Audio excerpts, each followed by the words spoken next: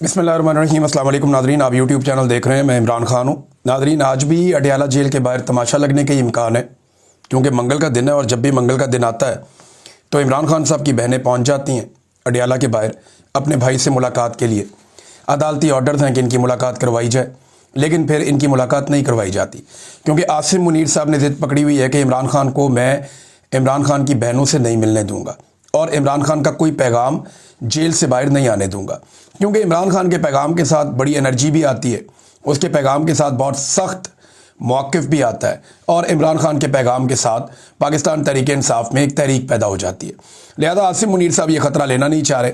वो पहले ही पाकिस्तान के अंदर बहुत सारी मुश्किलात का शिकार है। एक नई मुसीबत उनके लिए खड़ी हो गई है, वो मैं आपको अभी बताता हूँ आसिम मुनीर साहब के साथ क्या हुआ। लेकिन अडयाला के बाहर जो है वो आज फिर ऐसा लगता है कि तमाशा ही लगाया जाएगा। रियासत अगर समझदार हो तो बहनों को भाई से मिलने की इजाज़त दी जाए। दुनिया भर का मीडिया आवाज़ उठा रहा है, सहाफ़ती तंजीमें आवाज़ उठा रही है, अक़वाम मुत्तहिदा आवाज़ उठा रहा है। दुनिया के जितने भी इम्पॉर्टेंट लोग हैं वो ये जानते हैं कि इमरान खान के साथ ज़्यादती की जा रही है। आलमी मीडिया इन चीज़ों को एक्सपोज कर रहा है, लेकिन इसके बावजूद अडयाला के बाहर हर मंगल को तमाशा लगा दिया जाता है, हर जुमेरात को तमाशा लगा दिया जाता है। और अब इमरान खान साहब की बहनें लगातार कई महीनों से नाकाम होती चली जा रही हैं। गो कि एक मुलाकात 2 दिसंबर को हो पाई थी, मुख्तसर मुलाकात, और उससे पहले और उसके बाद अब तक लगातार इमरान खान साहब को कैद तन्हाई में रखा गया है। अब इमरान खान साहब को आज मिलवाया जाता है या नहीं मिलवाया जाता ये तो पता चलेगा, लेकिन पाकिस्तान तहरीक इंसाफ ने तहैया किया कि वो कारकुनों को बड़ी तादाद में लेकर जाएंगे और कारकुन अडयाला जेल के बाहर मौजूद रहेंगे और इमरान खान की बहनों के साथ इज़हार यकजहती करेंगे। और इमरान खान की बहनें क्या करेंगी, वो हमेशा से बताती आई हैं कि हमें गिरफ्तार करना है, पकड़ना है पकड़ लें, जो करना है आप करें, लेकिन हम अपने भाई के लिए निकलते रहेंगे। अब वो बहनें, उनका पॉलिटिकल तो कोई है नहीं करियर, ना माजी में था। जब इमरान खान वज़ीर आज़म था तब भी आपने देखा कि उनका कोई हैसियत नहीं थी। अगर इमरान खान वज़ीर आज़म था और उनकी बहनों ने कुछ किया होता तो आज उन्हें जेलों में डाला होता। इमरान खान की पूरी फैमिली के ऊपर किसी के ऊपर करप्शन का कोई एक मुकदमा ही नहीं है। इमरान खान के ऊपर भी जो मुकदमा हैं वो आप अच्छी तरह जानते हैं उनकी हैसियत क्या है। बहरहाल ये अडयाला जेल के बाहर आज फिर जब मैं ये वीडियो रिकॉर्ड कर रहा हूं तो मुझे इस बात का अंदाजा है कि हुकूमत क्या सोच रही है, क्योंकि तारिक फजल चौधरी साहब ने कहा कि 8 फरवरी तक इमरान खान साहब की मुलाकातें नहीं हो पाएंगी।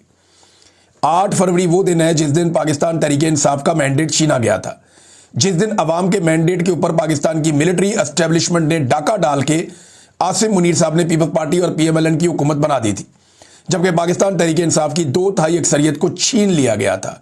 और ये पाकिस्तान की तारीख में मैंडेट पे पड़ने वाला अब तक का सबसे बड़ा डाका है। तो ये 8 तारीख तक कोई तहरीक ना चल जाए, कोई मामला ना हो जाए, लिहाजा कोशिश की जाएगी कि कुछ भी करके इमरान खान साहब की मुलाकात ना करवाई जाए। ये बात कह रहे हैं कौन? तारिक फजल चौधरी साहब, जो हुकूमत का हिस्सा हैं और इस्लामाबाद से फार्म 47 के MNA भी हैं। नाज़रीन, इसके साथ साथ बरतानिया में भी एहतजाज की कॉल दी गई है। पहले ये कॉल ISF ने दी थी और अब पाकिस्तान तहरीक इंसाफ इसका हिस्सा बन गई है। इस पे जो है वो सज्जाद बरकी साहब, जो बैनुल अक़वामी पाकिस्तान तहरीक इंसाफ की तंजीम है, उसको लीड करते हैं, उन्होंने पैगाम भी जारी कर दिया है। और ये अब जो बरतानिया में पाकिस्तान के जो फॉरेन ऑफिसेज हैं, जो वहाँ पे जो बरतानिया में पाकिस्तान की हाई कमीशन के दफ्तर हैं या एम्बेसी है, उसके बाद ये एहतजाज करने के लिए जाएंगे। और लंदन में एक बड़ी कॉल है, बाकी जगहों पे कॉल है कि जनाब यहाँ पे धरना दिया जाएगा। देखिए, पाकिस्तान का और बरतानिया का 5 घंटे का टाइम का फ़र्क है। तो जिस वक्त इमरान खान साहब की बहनों ने अगर धरना दिया और 5 बजे तक मुलाकात ना करवाई गई तो बरतानिया में दोपहर के 12 बजे होंगे। और अगर ये लोग वहाँ पर एहतजाज करेंगे तो जब तक इमरान खान साहब की बहनें अडयाला जेल के बाहर बैठेंगी तब तक ये लोग यहाँ पे बैठ के धरना देंगे और पूरी दुनिया को ये बताएंगे कि जनाब हमने धरना इसलिए दिया हुआ है कि पाकिस्तान में अडयाला जेल के बाहर एक धरना चल रहा है और वहाँ पे इमरान खान साहब की उनकी बहनों से मुलाकात नहीं करवाई जा रही और ये पाकिस्तान की रियासत इसके अंदर मुलव्वस है। और इमरान खान साहब ये कहते हैं कि आसिम मुनीर की ईमा के ऊपर हो रहा है और जेल में बैठा हुआ एक कर्नल ये कर रहा है। आसिम मुनीर साहब के लिए मुश्किल क्या पैदा हुई, ज़रा ये खबर मैं आपके सामने रख देता हूँ, ये इंपॉर्टेंट है। एक तो आसिम मुनीर साहब को एक मेडल मिल गया और इसका बड़ा रोला डाला हुआ था ताहिर अशरफी ने। ताहिर अशरफी साहब ने तो कमाल किस्म का जूता पॉलिश किया आसिम मुनीर साहब का, कमाल कर दिया उन्होंने कहा था जी कि सऊदी अरब का वो अवार्ड मिलने वाला है आसिम मुनीर को, ये कमाल होने वाला है और सऊदी अरब का सबसे बड़ा अवार्ड मिलने वाला है। मैं आपको बताता हूँ, सऊदी अरब का जो दौरा हुआ आसिम मुनीर साहब को, इसमें king Abdul Aziz medal of excellence اس سے نوازا گیا. اس سے پہلے یہ میڈل جو ہے وہ جنرل قمر جاوید باجوہ کو ملا. اس سے پہلے والے army chief general Raheel Sharif کو ملا. اس سے پہلے والے آرمی چیف اشفاق پرویز کیانی کو ملا. اس سے پہلے والے آرمی چیف پرویز مشرف کو بھی ملا. اور یہ جوائنٹ چیف آف سٹاف کو بھی ملتا رہا. ایئر فورس کے اور نیوی کے جو چیفز ہیں ان کو بھی ملتا رہا. یہ کوئی ایسا نہیں ہے کہ انڈین کو بھی ملا ہو, بہت دنیا کو انہوں نے دیا ہوا ہے. تو انہوں نے عاصم منیر صاحب کو بھی دے دیا. لیکن جس طرح گیم چک دی تھی نا طاہر اشرفی صاحب نے, اسی طرح مولویوں نے اب طاہر اشرفی صاحب کی منجی ٹھوک دی ہے. طاہر اشرفی صاحب بہت بری طرح پھنس گئے. یہ مولوی درباری مولوی ہے اور اس نے جناب گیم چکی ہوئی تھی عاصم منیر صاحب کی. میں آپ کے ہاتھ پہ بیعت کرنا چاہتا ہوں, میرے ساتھ کوئی 30 لاکھ طلباء ہے. یہ طاہر اشرفی کو میں چیلنج کرتا ہوں, یہ 30 لاکھ طلباء چھوڑ دے, یہ 30,000 طلباء گنوا دے. 30 لاکھ طلباء تو بہت دور کی بات ہے, یہ 30,000 طلباء یا 3 لاکھ طلباء ہی گنوا دے. یہ بلا لے طلباء کو, بلا لے کسی جگہ پہ اکٹھا کر لے, اپنی طاقت بھی استعمال کر لے. یہ نہیں کر پائے گا. وجہ یہ ہے کہ جو علماء اکرام کے جس طبقے کو یا جس فرقے کو یہ نمائندگی کرتا ہے وہ اس کو اون ہی نہیں کرتے. وہ جو علماء اکرام ہے وہ اکٹھے ہوئے اور انہوں نے ایک بڑا اکٹھ کر کے ایک بہت بڑا پیغام دیا. اور یہ پیغام جناب آیا ہے علماء کا ایک بڑی کانفرنس میں, جہاں پہ مفتی تقی عثمانی صاحب تھے, مولانا فضل الرحمان صاحب تھے, مفتی منیب الرحمان صاحب تھے, شجاع الدین شیخ صاحب تھے, صاحبزادہ ابو الخیر زبیر صاحب تھے اور ابتسام الہی ظہیر صاحب تھے. وہاں پہ کھڑے ہو کر نا علماء اکرام نے یہ بھی سوال اٹھایا, جو دیوبند علماء اکرام ہے. انہوں نے کہا جی وہ کہتا ہے جی کہ میں بیعت کرتا ہوں آرمی چیف کے ہاتھ کے اوپر, اور وہ کہتا ہے جی 30 لاکھ طلباء اور اساتذہ میرے ساتھ ہیں, تو بتاؤ کیا وہ ہمارا نمائندہ ہے, کیا وہ آپ کا نمائندہ ہے؟ تو لوگوں نے کہا نہیں وہ ہمارا نمائندہ نہیں ہے. تو طاہر اشرفی صاحب کو جناب فارغ کر دیا. وہ بیچارے اکیلے انہوں نے گیم چکی ہوئی ہے اور بلا وجہ زبردستی کے پاکستان کے علماء کے نمائندے بنے ہوئے ہیں. اب علماء اکرام نے کیا کہا, ایک طرف طاہر اشرفی ہے جو ایک لفظ طاہر اشرفی ہے, بہت سارے اور مولوی بھی ہیں جو ایک لفظ بولنے کو تیار نہیں ہے استثناء کے اوپر, جو ایک لفظ بولنے کے لیے تیار نہیں ہے عدت جیسے گھٹیا کیس کے اوپر, جو ایک لفظ بولنے کے لیے تیار نہیں ہے پاکستان کی افواج کے ساتھ جو اس وقت کیا جا رہا ہے اور جس قسم کے معاہدے عالمی سطح پہ کیے جا رہے ہیں اس کے اوپر وہ بات کرنے کو تیار نہیں ہے, ڈرے رہتے ہیں, سہمے رہتے ہیں. ایک طرف کچھ علماء اکرام بات کر بھی دیتے ہیں. میں بلکہ شاباش دینا چاہوں گا, کافی میں نے تنقید بھی کی ان پہ, لیکن جب مولوی اچھا کام کرے تو اس کو شاباش بھی ملنی چاہیے. اس میں جو ایک سٹیٹمنٹ دیا ہے مفتی منیب الرحمان صاحب نے, مفتی منیب یہ وہی مولوی صاحب ہیں جو ہمیشہ اپنی خدمات اسٹیبلشمنٹ کے آگے پیش کر دیتے ہیں, لیکن حالات اسٹیبلشمنٹ نے ان کے لیے اتنے مشکل کر دیے کہ ان کو بھی اب سٹیٹمنٹ دینا پڑا. کریڈیبلٹی مولویوں کی ختم ہو گئی ہے نا. دوسرا مولویوں کے اندر ایک کمپٹیشن آ گیا کہ یار اس مولوی کو اگر عاصم منیر صاحب پیار کر رہے ہیں یا اسٹیبلشمنٹ نواز رہی ہے تو مجھے کیوں نہیں نواز رہی, بھئی مجھے بھی اسی لیول پہ نوازا جائے. تو یہ مولوی ناراض بھی ہو جاتے ہیں اس چکر میں, سب کو راضی نہیں رکھا جا سکتا. بہرحال مفتی منیر صاحب کہتے ہیں کہ نبی نے نہ کسی خلیفہ راشد نے استثناء مانگا, حکمرانوں کو سبق سیکھنا چاہیے. یعنی استثناء کے خلاف مفتی منیب کا سٹیٹمنٹ آ گیا. تو انہوں نے کہا جناب ہمارے حکمرانوں کو سبق سیکھنا چاہیے, اور مجلس اتحاد امت پاکستان کے تحت مشاورتی علمی اجتماع سے خطاب کرتے ہوئے مفتی منیب نے کہہ دیا, مدارس کے بارے میں بات کی اور باقی چیزوں کے بارے میں بات کی, اور ساتھ ہی انہوں نے یہ کہا کہ جناب یہ استثناء جو ہے یہ ٹھیک چیز نہیں ہے, یہ زیادتی ہے, یہ غلط ہے, یہ نہیں ہونا چاہیے. اس کے اوپر جو تفصیلی سٹیٹمنٹ ہے وہ یہ ہے کہ 27ویں ترمیم میں صدر مملکت اور افواج پاکستان کے بعض اعلیٰ مناصب پر فائز افراد کو تا حیات استثناء دیا گیا جو قرآن کریم کے بالکل خلاف ہے. اس ترمیم کو منسوخ کیا جائے. اب یہ سارے علماء اکرام مل کر کہہ رہے ہیں. اب سوال یہ پیدا ہوتا ہے کہ مولویوں نے تو ایک طرح کا دے دیا فتویٰ, اس میں مفتیان اکرام بھی ہیں, اور وہ اس کو قرآن پاک سے متصادم قرار دے رہے ہیں کہ جناب قرآن پاک میں کچھ اور ہے اور یہاں پہ کچھ اور ہے. اب عاصم منیر صاحب جو ہیں وہ حافظ قرآن ہیں, تو قرآن پاک کے حافظ ہیں وہ, اس کے باوجود قرآن پاک کی تعلیمات کی خلاف ورزی وہ کیسے کر سکتے ہیں؟ وہ ایک ایسا استثناء کیسے لے سکتے ہیں جو غیر شرعی ہے اور غیر اسلامی ہے اور قرآن پاک کی تعلیمات کے منافی ہے؟ وہ کیسے ایک ایسا استثناء لے سکتے ہیں؟ اس پہ بڑی لمبی چوڑی بات کی وہاں پہ علماء اکرام نے, اور انہوں نے اجتماعی طور پہ اس کے بارے میں قرآنی آیات کا حوالہ دیا, احادیث کا حوالہ دیا, اور اسلام کی مثالوں کا حوالہ دیا. انہوں نے خلفائے راشدین کی مثالوں کا حوالہ دیا. یہ بھی انہوں نے کہا کہ جی بنیان المرصوص جو ایک آپریشن انڈیا کے خلاف ہماری لڑائی ہوئی اس کی ہم تعریف کرتے ہیں، لیکن یہ استثناء دینا یہ شایان شان نہیں ہے، بلکہ کردار پر دھبا لگانے کے مترادف ہے۔ یعنی فیلڈ مارشل کے یا ملٹری کے کردار کے اوپر ایک دھبا لگانے کے مترادف ہے، یہ نہیں کیا جانا چاہیے۔ یہ اجلاس مطالبہ کرتا ہے کہ اس ترمیم کو منسوخ کیا جائے یا قومی مشاورت اور پارلیمنٹ کے اتفاق سے دستور پاکستان کی روح کے مطابق اسے ڈھالا جائے، کیونکہ دستور کسی قوم اور ملت کا اجماعی میثاق ہوتا ہے۔ دیکھیں، پاکستان کے آئین میں لکھا ہے کہ اس آئین میں کوئی بھی چیز اسلامی تعلیمات سے منافی نہیں شامل ہو سکتی، کوئی ترمیم ایسی نہیں ہو سکتی جو اسلام کی شریعت کی بنیادی روح سے متصادم ہو۔ لہذا یہ تو کام ہو گیا، اب علماء اکرام نے کہہ بھی دیا، اب دیکھتے ہیں کہ باقی یہ علماء اکرام اس کے اوپر کوئی تحریک چلاتے ہیں یا ڈنڈے سے ڈر کے چپ کر کے بیٹھ جاتے ہیں، اس کے اوپر ہم نظر رکھیں گے۔ لیکن مولوی ہلکے پہ گئے عاصم منیر صاحب کو کہ جناب آپ کا استثناء غلط ہے۔ اب ذرا وہ جو ہے صدر پاکستان، نہ 3 میں نہ 13 میں، تو لینا دینا ہی کوئی نہیں، اس کو آپ استثناء دے دیں نہ دے دیں، وہ ذرا کیا کر سکتا ہے؟ جتنی دیر بیٹھا ہے اتنی دیر استثناء ہے، جب واپس جائے گا سیاستدانوں پہ کیس بنتے رہتے ہیں، زرداری پہ پھر کیس بن جائیں گے، اور کئی صحیح بن جائیں گے، کئی غلط بھی بن جائیں گے، اسٹیبلشمنٹ نے بازو مروڑنا ہوگا، غلط بھی بنا دے گی۔ ٹھیک کیسز بھی ان کے اوپر بہت سارے ہیں، یعنی ان کے جعلی اکاؤنٹس کے کیسز ہیں، باقی ہیں، وہ چلتے رہیں گے، سیاستدان بھگت لیتے ہیں۔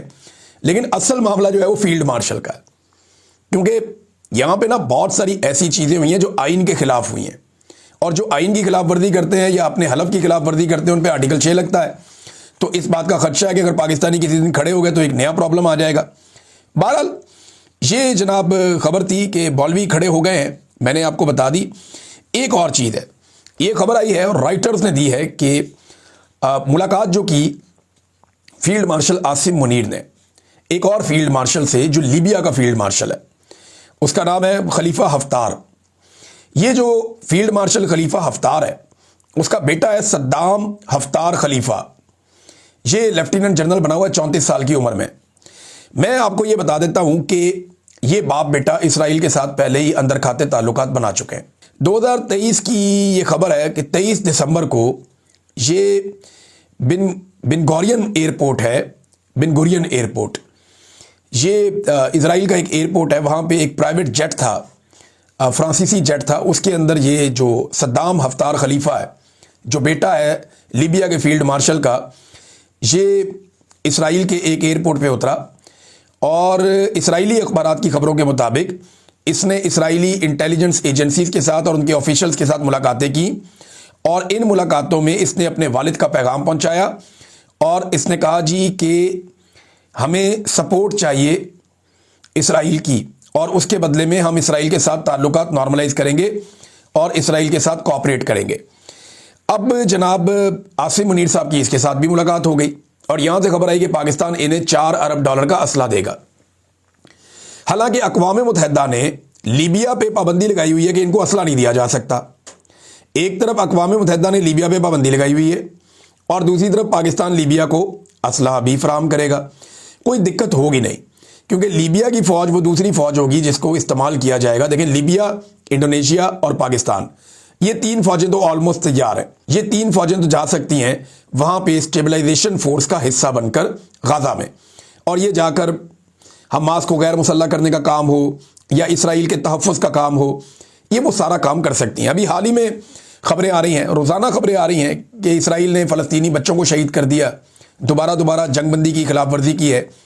اور آج ایک خبر اور آئی ہے، وہ خبر یہ ہے کہ ویسٹ بینک کے اندر امریکہ نے اس بات کی گارنٹی دی تھی معاہدے سے پہلے کہ کوئی نئی بستیاں اسرائیل نہیں بنائے گا، لیکن اسرائیل نے اس کی خلاف ورزی کی اور ویسٹ بینک کے اندر مزید نئی 19 بستیاں تعمیر کرنے کی اجازت دے دی اسرائیل نے۔ تو معاہدے کی تو خلاف ورزی ہو گئی، لیکن پاکستان نے اس پہ ووٹ کر دیا تھا۔ اب کون پوچھے گا، کون سوال کرے گا؟ تو یہ اس وقت تو ایک انی پڑی ہوئی ہے۔ اور یہی جو ایک بات آپ اور یاد رکھیے گا کہ لیبیا کی یہ جو فورس ہے نا، یہ جو حفتار فیملی ہے، خلیفہ حفتار، صدام حفتار اور یہ ان کے والد جو وہاں فیلڈ مارشل ہیں، ان کو جوڑا جاتا ہے یو اے ای کے اس معاملے کے ساتھ بھی جو جا کر لگتا ہے سوڈان میں، کہ سوڈان کے اندر جو فورسز کام کر رہی ہیں ان کے پیچھے بھی یہ ہے، اور یہ وہاں سپورٹ کر رہے ہیں۔ تو یہ سارا نیکسس آپ کو سمجھ آ جائے گا کہ وہاں پہ کچھ عرب ممالک کے مفادات یہ ہیں، کیونکہ لیبیا سوڈان کے ساتھ لگتا ہے نا، کچھ عرب ممالک کے مفادات سوڈان میں ہیں تو وہاں لیبیا ہیلپ کرتا ہے، اور لیبیا عالمی سطح پہ اپنے لیے کچھ سہولتیں چاہتا ہے، حالانکہ لیبیا میں تیل شیل نکلتا ہے، پیسے ویسے ہیں ان کے پاس، تو عالمی سطح پہ لیبیا جو سہولتیں چاہتا ہے اس کے لیے اسے اسرائیل کی مدد چاہیے، اور اسرائیل کو اور امریکہ کو اب ایک ایسی فورس چاہیے۔ تو آپ ساری باتیں کنکلوڈ کریں، ڈاٹ آپ سارے کنیکٹ کریں تو آپ کو سارا گیم سمجھ آ جائے گا کہ یہ ہو کیوں رہا ہے۔ بہرحال عاصم منیر صاحب نے یہ ایک ڈیل کی ہے، اور یہ عالمی سطح پہ کوئی چھوٹی بات نہیں ہے، لیکن مجھے نہیں لگتا کہ اس کے اوپر کسی قسم کا کوئی اعتراض آئے گا۔ پاکستان تحریک انصاف نے ایک تنقید کی ہے عاصم منیر صاحب پہ بڑی سخت، کیونکہ عاصم منیر صاحب نے ایک جو ہے وہ سٹیٹمنٹ دیا تھا، حدیث نبوی سنائی تھی کہ وہ مسلمان نہیں جس کے ہاتھ اور زبان سے دوسرا مسلمان محفوظ نہ ہو۔ تو وہ حدیث سنائی تھی کہ وہ مسلمان ہی نہیں جس کے ہاتھ اور زبان سے کسی دوسرے انسان کو نقصان پہنچے۔ تو اس پہ پاکستان تحریک انصاف نے کہا کہ پچھلے 3 سال سے عاصم منیر کے ناجائز دور حکومت میں اس حکومت کے ساتھ جو ہوا، اس قوم کے ساتھ جو ہوا، اس سے دنیا اور آخرت دونوں میں استثنا ملنا مشکل ہے۔ ذہنی مریض نامنظور، یہ انہوں نے ساتھ ٹیگ کر کے لگا دیا۔ تو جناب عاصم منیر صاحب کو بڑا سخت جواب یہاں پہ بھی مل رہا ہے۔ ناظرین ایک اور چیز ہے، عمار سولنگی کے نام سے ایک اکاؤنٹ کام کر رہا تھا، جیسے ہی فوج سے تعلق رکھنے والے لوگوں نے اس کو بے نقاب کیا اور انہوں نے بتایا کہ جناب یہ تو ISI چلا رہی ہے، اور اس کو جوڑا گیا جا کر کس کے ساتھ؟ میجر جنرل فیصل نصیر کے ساتھ جوڑا گیا، کیونکہ آخری جو ٹویٹ ہوا ہے نا وہ اس طریقے کا ہوا ہے کہ جیسے فیصل نصیر صاحب جواب دے رہے ہیں ابصار عالم صاحب کو، اور اس کے فوراً بعد یہ اکاؤنٹ ایکس کے اوپر سے، ٹویٹر کے اوپر سے غائب کر دیا گیا۔ اکاؤنٹ غائب کرنے کا مقصد کیا ہے؟ مقصد جو مجھے سمجھ آ رہا ہے وہ یہ ہے کہ اس اکاؤنٹ نے، کیونکہ اب یہ تو کنفرم ہو گیا کہ یہ ISI کا اکاؤنٹ تھا، یہ بتایا گیا نا، اور بتایا بھی اندر کے لوگوں نے بتایا کہ جناب یہ ISI کا اکاؤنٹ ہے، ISI کے آفیسر اس کو چلا رہے تھے۔ تو اس سے چند چیزیں کنفرم ہو گئی کہ ISI کا اکاؤنٹ ہے، ISI جعلی اکاؤنٹ بھی چلاتی ہے۔ ہم باقی جعلی اکاؤنٹوں کو سر پکڑ کے بیٹھے ہوتے ہیں کہ یار یہ کیا چل رہا ہے عجیب و غریب، کسی بندے کی پہچان نہیں ہے، کوئی کچھ بھی کہہ سکتا ہے، تو لوگ تو بیچارے اپنی جان بچا رہے ہیں۔ ISI کس سے جان بچا رہی ہے اپنی؟ انہیں کیا ضرورت ہے جعلی اکاؤنٹ کی؟ بھئی دوسرا بندہ تو یہ جسٹیفیکیشن دے دیتا ہے نا کہ جناب معاملہ یہ ہے کہ میں اپنی اصل شکل میں سامنے آ گیا تو مجھے اٹھا کے ننگا کر کے ماریں گے۔ تو ISI کو ایسے جعلی اکاؤنٹوں کی کیا ضرورت ہے؟ اس سے پہلے حریم کا اکاؤنٹ ایک پکڑا گیا تھا، کچھ اور بھی پکڑے گئے تھے، تو اب یہ عمار سولنگی کا اکاؤنٹ غائب کر دیا گیا۔